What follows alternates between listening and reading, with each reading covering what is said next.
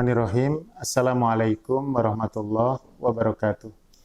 Alhamdulillah wassalatu wassalamu ala Rasulillah wa ala alihi wa ashabihi wa man walah wala haula wala quwata illa billah. Kaum muslimin dan muslimat yang dimuliakan Allah Subhanahu wa taala.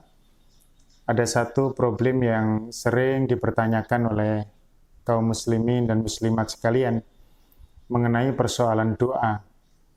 Ada ungkapan yang mengatakan bahwa ketika kita berdoa kepada Allah, maka kita sebetulnya telah melakukan kesalahan. Karena Allah sudah mengetahui kebutuhan kita, dan kita merasa mendikte apa yang menjadi yang terbaik untuk kita kepada Allah Subhanahu wa Ta'ala. Tentu problem ini perlu untuk kita dudukkan, apakah benar orang yang berdoa itu maknanya dia tidak menerima dengan apa yang menjadi ketentuan Allah Subhanahu wa Ta'ala. Kaum muslimin dan muslimat yang dimuliakan Allah, sesungguhnya orang yang berdoa itu dia melaksanakan perintah Allah Subhanahu wa Ta'ala. Allah Subhanahu wa Ta'ala berfirman, "Wa qala rabbukum ud'uni astajib lakum."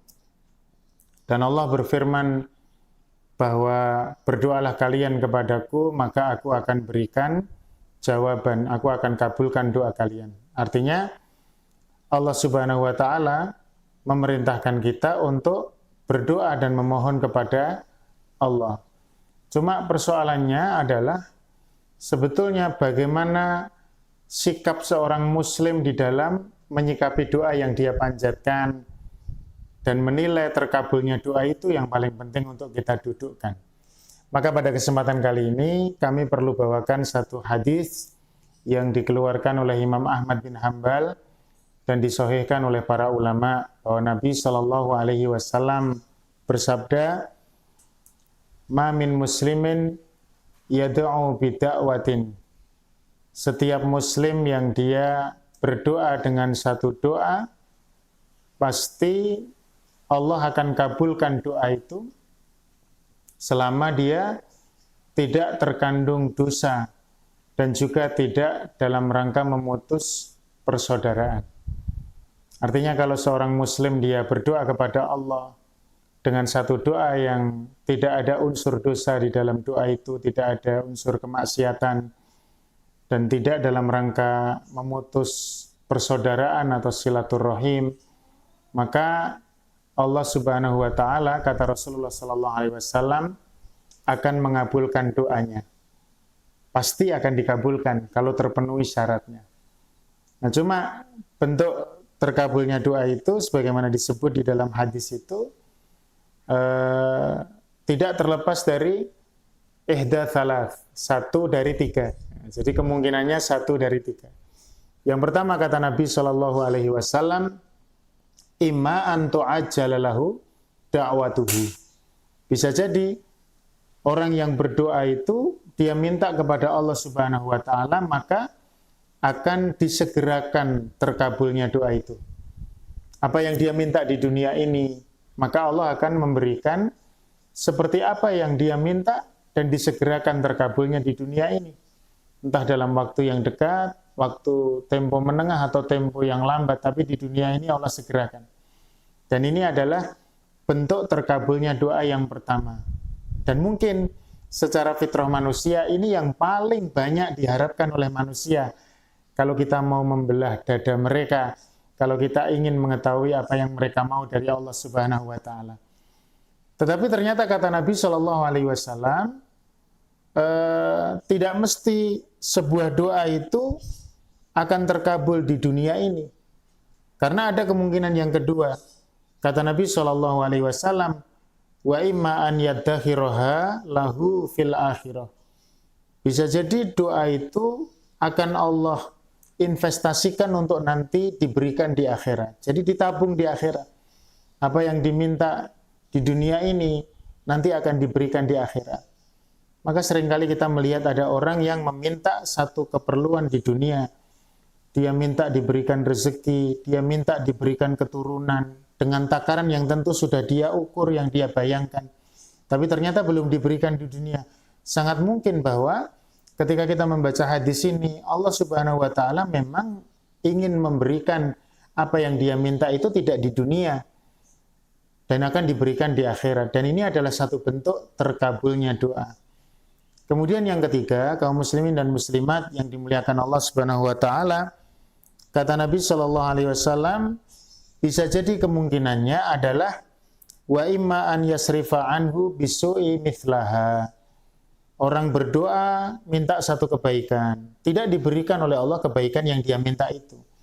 Tetapi dia dihindarkan dari keburukan yang sama takarannya atau bahkan didapatkan kebaikan yang lebih baik. Betapa banyak hari ini orang minta supaya diberikan uang, atau mungkin kalau kita menyebut rizki dalam kerangka yang lebih khusus adalah harta benda. Dia minta diberikan kenikmatan dunia dengan ukuran tertentu. Mungkin dia berharap Allah memberikan rupiah sebesar 2 juta, 3 juta. Tapi betapa Allah lebih cinta kepada dia dan diberikan dengan sesuatu yang menjadi pengganti. An yasrifa anhu bisu'i mithlaha. Dia dihindarkan dari keburukan. Dia cuma minta 1 juta rupiah, tapi Allah hindarkan dari kecelakaan yang mungkin akan membawa kepada kematiannya, atau kalau dia harus menjalani operasi mungkin habisnya puluhan juta. Betapa peristiwa ini sering kali terjadi. Ada seseorang yang menangis bercerita kepada kami waktu itu, seorang bapak yang dia jualan cilok itu dengan motornya yang sudah tua. Dia bercerita tentang pengalaman pribadinya ketika dengan dia jualan alhamdulillah bisa mencukupi kebutuhan keluarganya. Dan suatu ketika dia juga sebagai manusia biasa punya keinginan menabung untuk bisa mendapatkan motor yang lebih mudah, motor yang lebih cepat larinya gitu, lebih keren. Ya. Tapi ternyata satu peristiwa ini cukup menyadarkan beliau ketika beliau sedang berjualan, selesai berjualan, alhamdulillah diberikan rezeki oleh Allah. Kemudian lewat di satu ruas jalan, di situ ada anak kecil yang dia berlari ke tengah jalan, sehingga hampir saja dia tabrak. Tapi kemudian Allah memberikan kemudahan karena kecepatan motor ini tidak terlalu tinggi. Ya karena motornya sudah tua sehingga jalannya tidak bisa cepat. Larinya tidak bisa cepat. Akhirnya dia bisa menahan motor itu sehingga tidak terjadi kecelakaan. Dan sejak itu dia sudah urungkan niat dia untuk menjadikan motornya itu lebih mudah atau lebih baru. Karena bagi dia itu sudah mencukupi untuk dia mendapatkan rezeki yang halal dan bisa mencukupi kebutuhan keluarga. Kaum muslimin sekalian dan muslimat yang dimuliakan Allah. Jadi persoalannya sebetulnya bukan pada kita berdoa atau tidak berdoa. Kita memang diperintahkan berdoa dan kita harus berdoa. Cuma sikap kita yang baik adalah tatkala kita menerima apa yang menjadi jawaban dari Allah Subhanahu wa taala terhadap doa-doa kita itu.